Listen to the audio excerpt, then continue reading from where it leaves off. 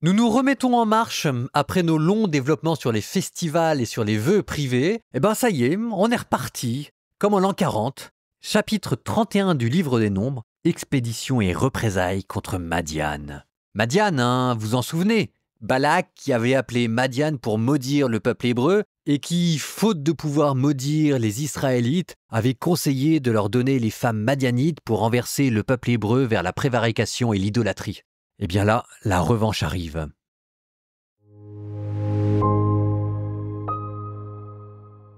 Le Seigneur parla à Moïse. Il dit « Exerce la vengeance des fils d'Israël contre les Madianites. Ensuite, tu seras réuni aux tiens. » Alors Moïse parla au peuple. Il dit « Équipez parmi vous des hommes pour l'armée. Ils iront combattre Madian pour lui infliger la vengeance du Seigneur. Vous enverrez à l'armée 1000 hommes par tribu, 1000 hommes de chacune des tribus d'Israël. » On engagea donc parmi les clans d'Israël 1000 hommes par tribu, soit 12 000 hommes équipés pour l'armée.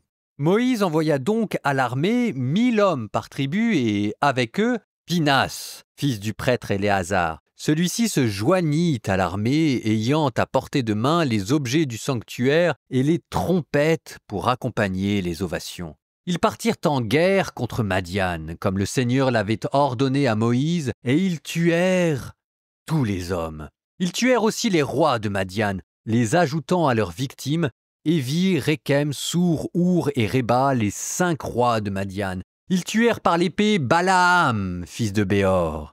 Puis les fils d'Israël emmenèrent comme captives les femmes de Madian avec leurs petits-enfants, et ils se livrèrent au pillage en s'emparant de tout leur bétail, de tous leurs troupeaux, de toutes leurs richesses. À toutes les villes qu'habitaient les Madianites et à tous leurs campements, ils mirent le feu. Ils prirent donc tout le butin, tout ce qu'ils avaient capturé, hommes et bétail. Les captifs, les prises de guerre, le butin, ils les amenèrent à Moïse, au prêtre Éléazar et à la communauté des fils d'Israël qui avaient leur camp dans les steppes de Moab au bord du Jourdain, à la hauteur de Jéricho. Moïse, le prêtre Éléazar et tous les chefs de la communauté sortirent à leur rencontre hors du camp. Moïse s'irrita contre les commandants des forces armées, officiers de milliers, officiers de centaines, qui revenaient de cette expédition guerrière. Il leur dit « Vous avez donc laissé vivre toutes les femmes? Or ce sont elles qui ont engagé les fils d'Israël à être infidèles au Seigneur dans l'affaire de Balaam, comme dans l'affaire de Péor, ce qui a provoqué un fléau dans la communauté du Seigneur. Maintenant, tuez donc tous les petits garçons et toutes les femmes qui ont partagé la couche d'un homme, tuez-les. Mais toutes les petites filles, elles qui n'ont pas partagé la couche d'un homme, vous pouvez les garder vivantes pour vous.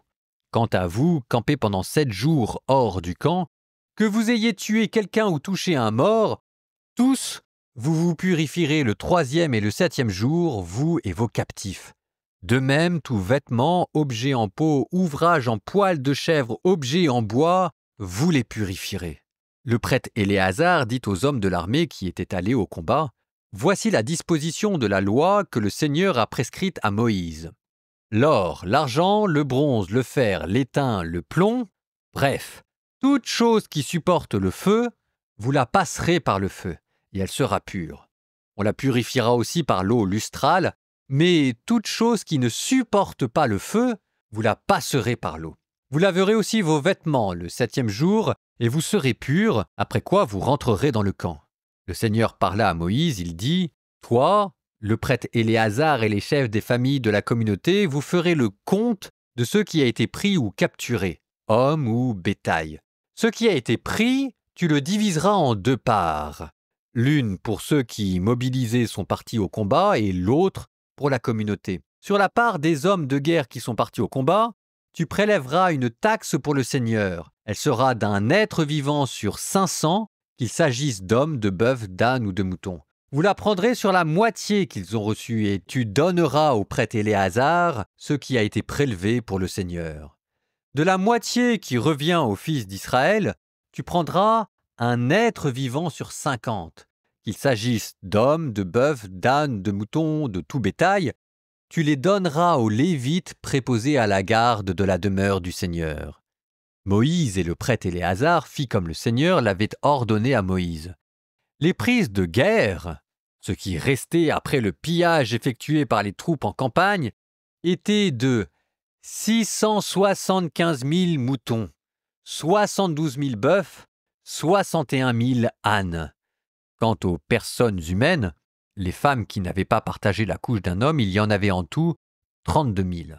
La moitié attribuée à ceux qui étaient partis au combat se montait à 337 500 moutons, dont une taxe pour le seigneur de 675 bêtes, 36 000 bœufs, dont une taxe pour le seigneur de 72 bêtes, 30 500 ânes, dont une taxe pour le seigneur de 61 bêtes, 16 000 êtres humains, dont une taxe pour le seigneur de 32 personnes. Moïse donna la taxe prélevée pour le Seigneur au prêtre Éléazar, comme le Seigneur l'avait ordonné à Moïse, la moitié attribuée aux fils d'Israël, distincte de celle que Moïse avait retirée pour les combattants. Cette moitié attribuée à la communauté était de 337 500 moutons, 300 000 bœufs, 30 500 ânes, 16 000 êtres humains. Sur la moitié attribuée aux fils d'Israël, Moïse prit 1/50 des hommes et du bétail, et il les donna aux Lévites préposés à la garde de la demeure du Seigneur, comme le Seigneur l'avait ordonné à Moïse. Ceux qui avaient commandé les clans en campagne, officiers de milliers, officiers de centaines, s'approchèrent de Moïse. Ils lui dirent « Tes serviteurs ont fait le compte des hommes de guerre qui étaient sous nos ordres. Il n'en manque pas un seul.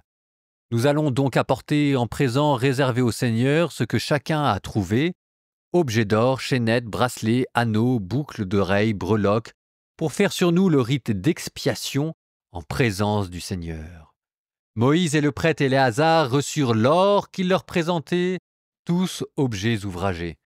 Tout cet or, part prélevé pour le Seigneur, faisait 16 750 cycles, provenant des officiers de milliers et des officiers de centaines.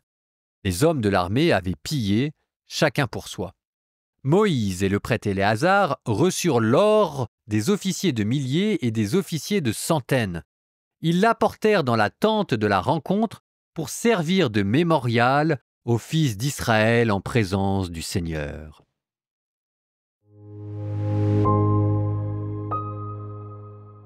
Le récit est choquant. Le récit est choquant avec cette destruction totale et puis le fait de vouloir tuer toutes les femmes et tous les enfants garçons. Et on se dit, mais comment est-ce que c'est possible? Comment est-ce qu'un tel passage peut se retrouver dans la Bible? Il y a beaucoup de problèmes dans ce texte, et pas seulement celui-là. En voici quelques-uns. On va en guerre contre les Madianites. D'accord, mais il y a quand même quelque chose de curieux. Moïse, il est marié à qui? Moïse, il est marié à Shipora, la fille de Jéthro. Jéthro, le Madianite. Ensuite, regardez le bétail. Le bétail, j'ai fait un calcul rapide, mais le bétail, j'étais déjà au bout de 3 lignes à plus de 1 million de bêtes. 1 million de bêtes ramenées captifs, 16 000 êtres humains ramenés captifs. Il y avait combien de soldats qui sont partis à la guerre? 1000 par tribu, il y en a 12, ça fait 12 000 hommes de guerre. Ça fait pas un peu beaucoup de butin pour seulement 12 000 hommes? Je sais même pas comment est-ce qu'ils ont réussi à tout ramener. Et il y a eu combien de morts? Il y en a eu aucun. Étonnant, non? Par contre, côté Madianite, ils sont tous morts, tous les hommes. Ça fait quand même beaucoup de questions pour un seul texte. D'autant plus que, est-ce qu'elles ont vraiment été tuées? Alors vous allez me dire, c'est sous-entendu. Dans le livre des nombres, il n'y a jamais rien qui est sous-entendu. Généralement, quand on sous-entend quelque chose, ça veut dire qu'il n'a pas été accompli. Et puis, c'est pas comme si non plus le rédacteur du livre des nombres était quelqu'un qui avait les oreilles sensibles et qui n'osait pas dire les choses. Tiens d'ailleurs, il y aura encore des guerres contre les Madianites qui seront écrites dans la Bible. Mais comment ça se fait si jamais on les a tous tués? Et puis tiens encore, Pinas qui se retrouve au milieu de l'armée juive. Pinas, fils du prêtre Éléazar. Alors Pinas, il est bien connu, c'est celui qui, quelques chapitres avant, avait déjà tué l'Israélite marié avec une femme madianite. Et on le retrouve là, probablement pour que son zèle inspire tout le reste de l'armée, on le retrouve là avec les objets du sanctuaire. Bah tiens, il a le droit de porter les objets du sanctuaire, celui-là? Et les objets du sanctuaire, c'était pas censé être quelque chose d'hyper dangereux qui allait tuer tout le monde si on faisait pas gaffe? Bref, ce texte ne veut rien dire. Ça relativise quand même beaucoup la question de l'anathème. C'est une parmi toutes les questions que pose ce texte, et bien malin qui arrivera à retrouver son latin là-dedans. Et ça, vous voyez, ça vous donne un principe de lecture de la Bible. Il ne faut pas forcer le texte à tout prix à vouloir répondre à vos questions. Il faut d'abord voir les questions que pose le texte. Quand vous partez de ces questions-là, qui ne sont pas forcément les vôtres, le texte vous raconte une toute autre histoire. Ce qui frappe, par exemple, c'est que ces hommes qui ont gagné la victoire et qui amènent des femmes renoncent si facilement aux femmes qu'ils ont emmenées comme captives. Pourtant, les femmes pour un guerrier, c'est un bel objet de convoitise. Là, ils y renoncent. Ce qui frappe aussi, c'est de voir comment est-ce que ces hommes renoncent au butin. Pourtant, c'est même Moïse qui leur avait dit qu'ils avaient le droit de garder une part du butin, il leur a même donné la proportion. Mais voilà qu'ils disent, verset 30, « Nous allons donc apporter en présent réservé au Seigneur ce que chacun a trouvé, objets d'or, chaînettes, bracelets, anneaux, boucles d'oreilles, breloques, pour faire sur nous le rite d'expiation en présence du Seigneur. » Ce qui frappe aussi, peut-être qu'il faut être militaire pour le voir, mais c'est que cette armée renonce singulièrement vite à la reconnaissance de la foule et la gloire militaire. Quand vous faites une guerre et que vous gagnez la victoire, normalement vous partez en parade dans votre ville d'origine sous l'acclamation et les ovations de la foule. Et là, ils ont le droit à quoi? Ils rentrent victorieux de la guerre et la première chose qu'ils voient, c'est Moïse et Éléazar qui sortent en dehors du camp, et donc ils ne peuvent pas voir leur famille pour se faire acclamer, et Moïse et Éléazar qui les attrapent en leur disant que non seulement ils n'ont pas bien fait, mais qu'en plus ils vont devoir rester 7 jours à l'extérieur pour se purifier, comme si c'était de leur faute. Enfin, c'est pas des soldats, c'est des moines. Ils renoncent aux femmes, ils renoncent à l'or, ils renoncent à la gloire. Alors qu'est-ce qu'on fait de tout ça? C'est là où maintenant on essaye de brocher son cerveau, on essaye de trouver des réponses, et honnêtement là pour le coup, on fera ce qu'on pourra. Mais il y a un verset qui moi m'intrigue, c'est le verset 5. On engagea donc parmi les clans d'Israël 1000 hommes par tribu, soit 12 000 hommes équipés pour l'armée. Ce qui correspond en fait à un ordre de Moïse.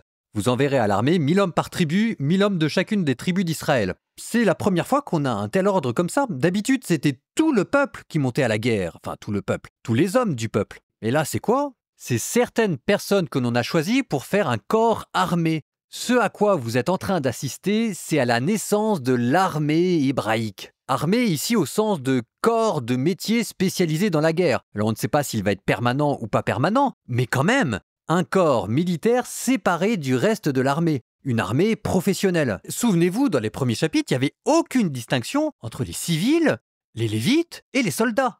Une armée de métier qui n'aura pas le droit d'amener les femmes, une armée de métier qui devra se dépouiller du butin, une armée de métier qui sera bien contente si jamais elle est protégée parce que ça lui viendra de Dieu, une armée de métier qui n'aura pas à se pavaner devant le reste de la foule en faisant des parades militaires. Bref, en même temps qu'on crée l'armée, on fait singulièrement attention à la mettre tout de suite au pas. Ce que vous avez lu dans ce chapitre 31, ce n'est pas la guerre contre les Madianites, c'est l'idéal militaire hébraïque.